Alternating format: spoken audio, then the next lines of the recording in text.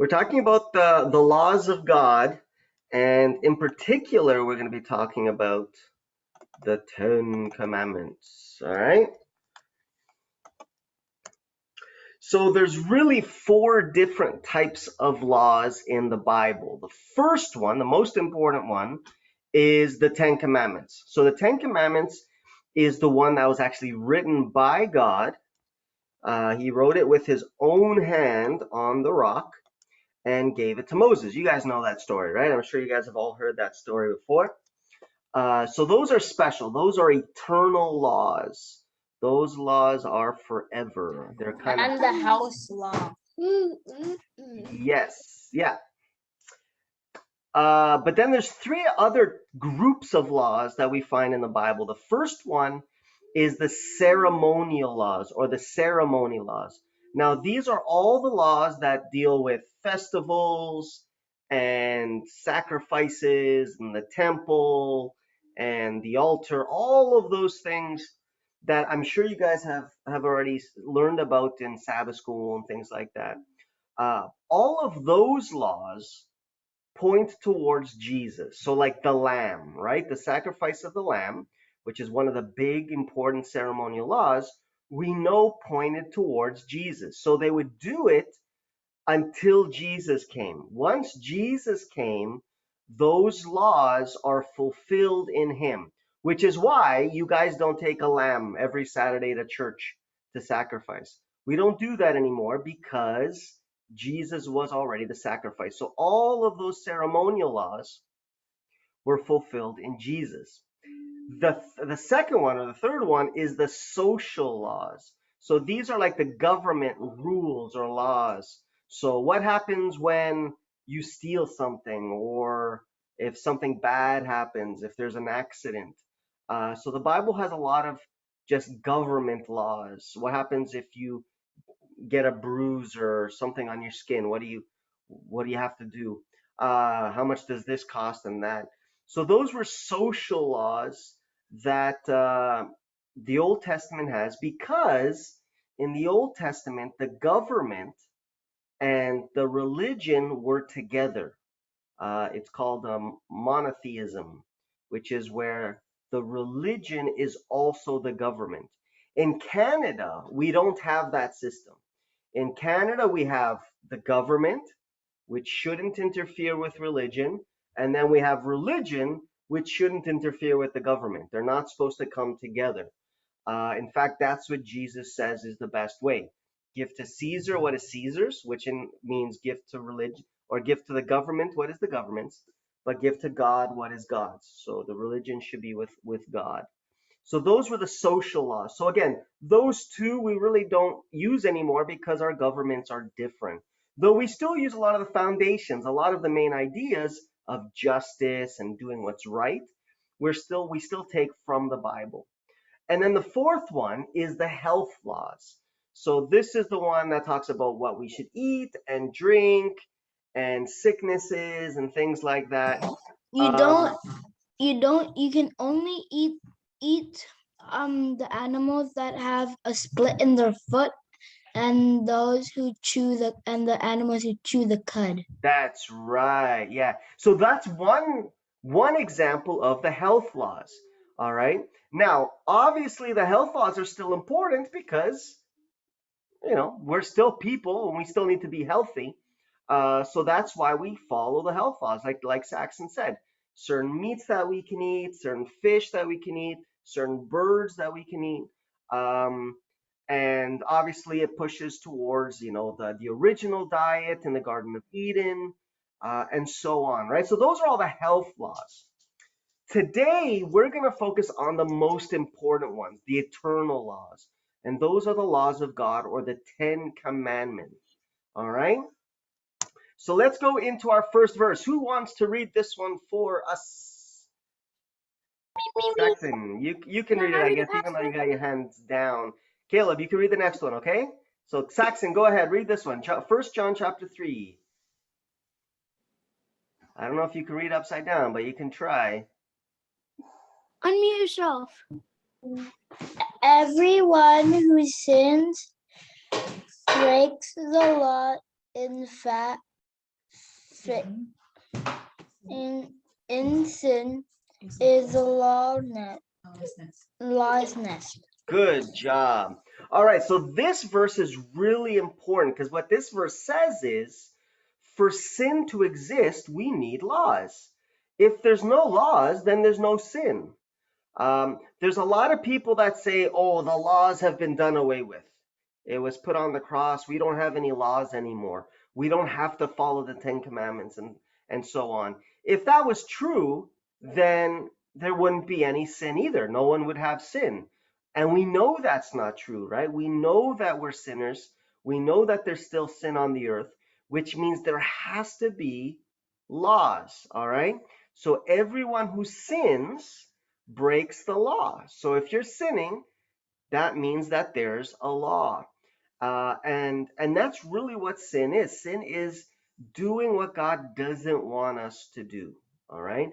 Breaking those laws that he gave us so that we can live good and healthy lives, all right? Let's read the next one. Any questions on that? That one's an easy one, I think. I think you guys will be okay with that. Zero questions. Go ahead. Zero questions? Okay. All right, Caleb, you want to read this one for us? It's a little bit longer. Go ahead. Yes, please. What shall we say? What shall we say then? Is the law sinful? Certainly not. Nevertheless, I would not have known that sin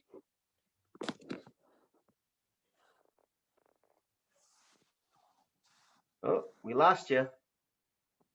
what sin has in it, not being for the law. For I do not know what coveting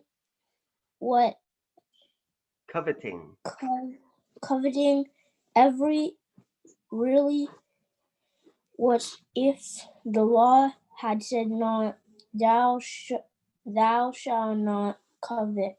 Yeah, so covet is when you want something that someone else has. So if a friend has like a game and you're like, oh, I really want that game, or I want that game. Like an And that's all, Xbox. yeah, and that's all you think about, and you kind of start not liking your friend because of that. That's coveting. So that's not a good thing. But what Paul is saying here is this. The Ten Commandments, because sin can't exist without the laws, some people were like this, well, then the laws are bad. Because if we didn't have laws, we couldn't sin and everyone would be saved. The problem with that is it's the laws that show us what the bad things are. So let's say there wasn't a law that said, thou shalt not kill, right? Don't kill. So if killing no longer then would be a sin, that means people could just kill each other for no reason and no one would be punished. Would that be good? No. No. So even though it wouldn't have been a sin, it would still hurt people and it still wouldn't be good for the world.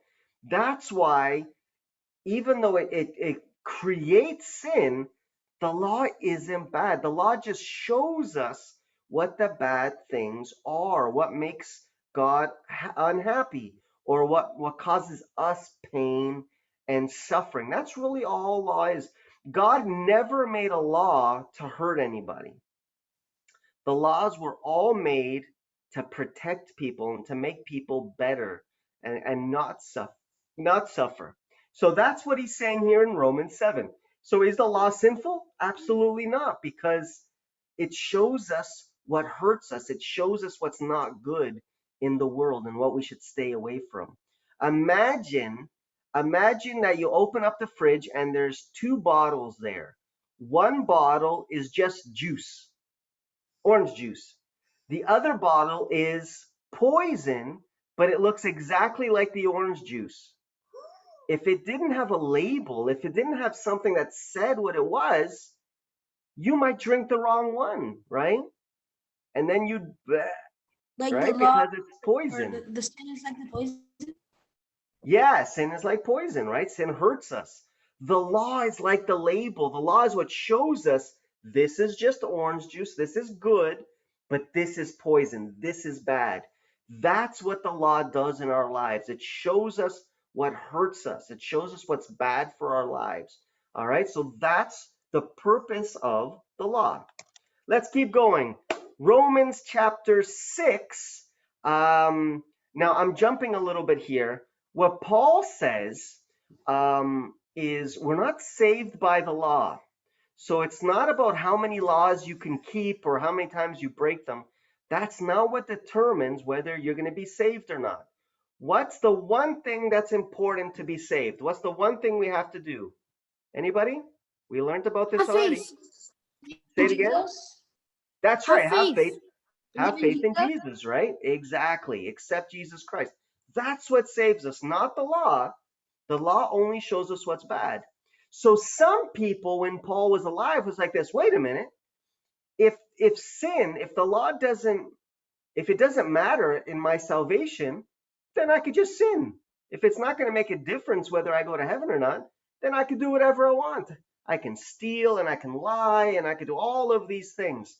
And so Paul asks that question. He says, what then? Shall we sin because we are not under the law but under grace? So what he's saying is, should we sin because we're saved because of Jesus and not the law? His answer is by no means. Absolutely not. Because remember, those sins hurt us and those sins separate us from God. So the very God that's trying to save us, when we sin, we kind of push away from God. And so that's why the laws are still important. They don't save us, but they keep us close to God. All right? They keep us close to God so that God can protect us, not let us get hurt, and save us. All right? Any questions there so far? Daddy. Nope, nope. Perfect. Is faith the same as believing? Yes. Faith is the same as believing, except faith is almost one extra step. So think of it this way. I believe I can swim. All right? So you believe you can swim. Okay, that's good. Faith is But actually you don't getting, know. well, that's it. But Faith you is that don't extra know. step. So when you have faith, you believe you can swim and you actually get in the water and do it. All right. So faith is actually living what you believe. So a lot of people believe in God, but don't follow God. So that's not faith. That's just belief. They believe God is real. They believe God is alive, but they don't follow him. So they don't really have faith in him. Faith is when you believe in God, but you also live the way God wants you to live. You do what God wants you to do. All right. Just like the difference between a swimmer who stays out of the water, that's just someone that believes. Someone with faith is someone that gets in the water and actually swims. So Christianity is the same way. It's not just believing that God is real, but actually living the way he wants you to live, following his laws. All right. Oh, Okay. this is a longer one. So let me read verse 9 and then I'll get someone to read verse 10. All right? So verse 9 actually just gives us a bunch of the 10 commandments. The last 6 actually. The commandments: you shall not commit adultery, you shall not murder, you shall not steal, you shall not covet. Remember, that's wanting what your friend has. And whatever other commandment there may be are summed up in this one command. So you can wrap up the 10 commandments or half of the 10 commandments into one law, one commandment. And that commandment is love your neighbor as yourself. Have you guys heard that before? I have. Yeah, they call that the golden rule, right? The golden law. Love your neighbor as yourself. Do you guys know what the second one is? So it's love your neighbor as yourself, and it's actually the first one, but there's 2 golden rules. The first one is love your neighbor as yourself. So that's between You shall not kill. No, that's part of that one already. So I'm going to love my neighbor. Say it again, Caleb. Therefore, love is the fulfillment of the law. That's right. So it's connected to love.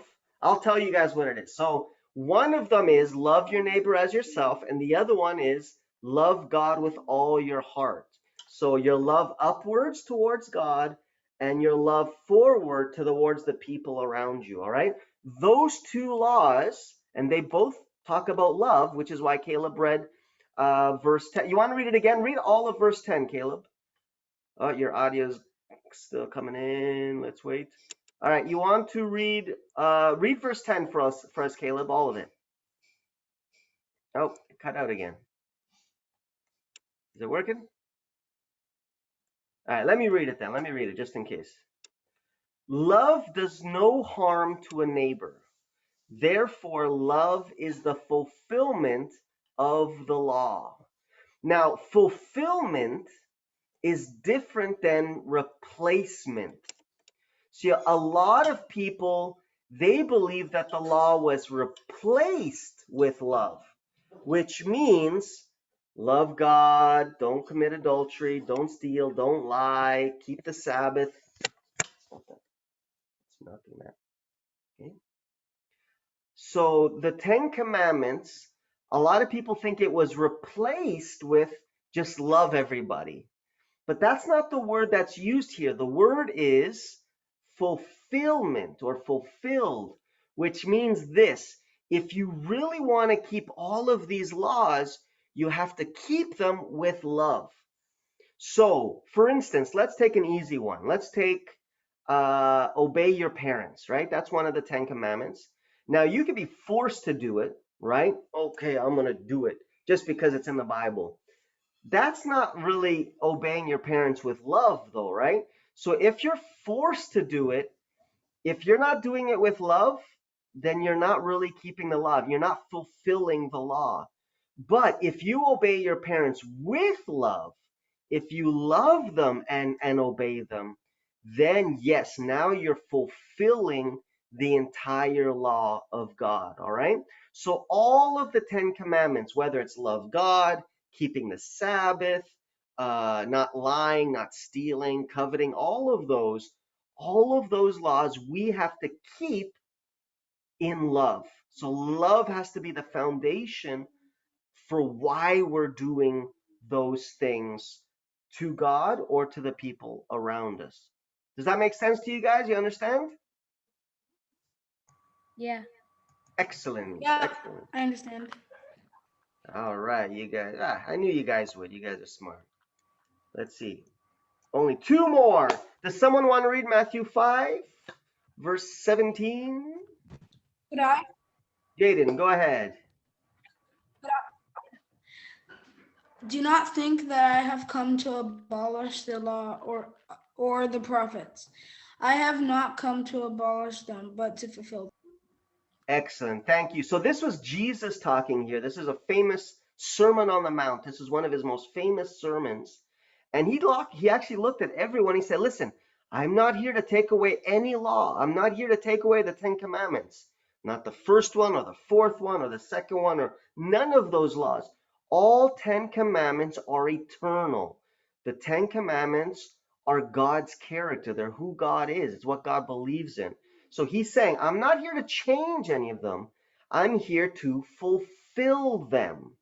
And that goes back to our previous verse. How did Jesus fulfill the law? Well, he put love into it. He showed us that it's not good enough just to go to church on Saturday. You have to love God on that day. You have to be filled with love on Saturday for you to really keep the Sabbath. Love has to be connected to all of those things. And that's what Jesus taught us when he was here on earth. That's why he says, I didn't come to abolish, to take it away. I came to fulfill them. I came to show you how to properly keep the commandments of God. And the answer is love. Very simple. We have to keep God's laws, not because we're forced, but because we love God and we want to do those things for God and for the people around us. All right? this is the last verse for today. So, anybody want to read it, or do you want me to read it? This one's a little bit long. Can I read it? All right, go ahead, Caleb. Give it a try. Okay.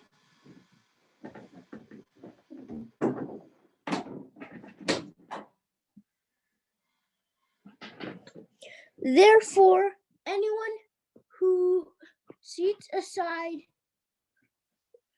one of the least of these commandments and teachings, others accordingly will called least in the kingdom of heaven. But however, Practices and teachings these commandments will be called great in the kingdom of heaven. All right. So this is another, but it's the same sermon from Jesus. Again, he's talking about the law, and it's really strange because there's whole religions out there that are teaching that God has done away the commandments, that they don't exist anymore. You don't have to keep the Sabbath. You don't have to keep this law or that law, that it was done away with. And yet Jesus is saying, if anyone teaches or commands that these laws don't exist anymore, they're going to be the least in the kingdom of heaven. They're going to be right at the bottom. But whoever practices and teaches others to keep the commandments, that person will be called great in heaven.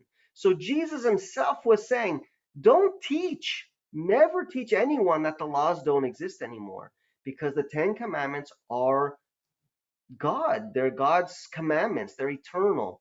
And God doesn't change.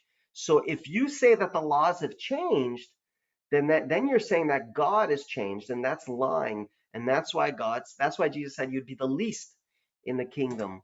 But whoever teaches the commandments of God and follows the commandments will be the greatest in the kingdom of heaven. I guess my last question to you guys is, do you want to be the least, or do you guys want to be the greatest in heaven? What do you think? The greatest. The greatest, that's right. Greatest. Exactly. Middle. You just want to be in the middle? That's good enough, I guess. You don't want to be at the bottom, that's for sure.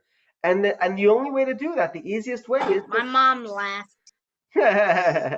is to be a follower of God, is to follow his commands, follow his teachings, and to follow the 10 commandments. Jesus is being very, very simple here. He's saying, if you follow the 10 commandments, you will be, with the greatest in heaven. There's nothing to be confused by. A lot of times, for some reason, people are confused about the law, but Jesus made it very, very simple for us. If you keep the commandments and you teach others to keep them, you'll be with the greatest in the kingdom of heaven. And that is Jesus. So you can trust it. You can believe in that.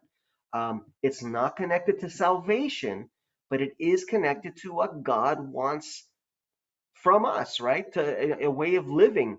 And it's also a way of protecting us. Again, the 10 commandments, God's laws, all of them are there to protect us, to give us better lives, all right? So remember that. I know there's probably going to be days where your parents might tell you, God says to do this, and you might get all grumbly, oh, I don't want to do that. Just remember, this is what's best for us. And this is how you'll become the greatest in heaven. This is how, you won't be at the end, is by following the commandments of God. All right? Any questions, you guys? This is a super easy one today. I have a mustache. You don't go, oh, I do see one. I was about to say you didn't, but I see it. I see it. Let me stop recording.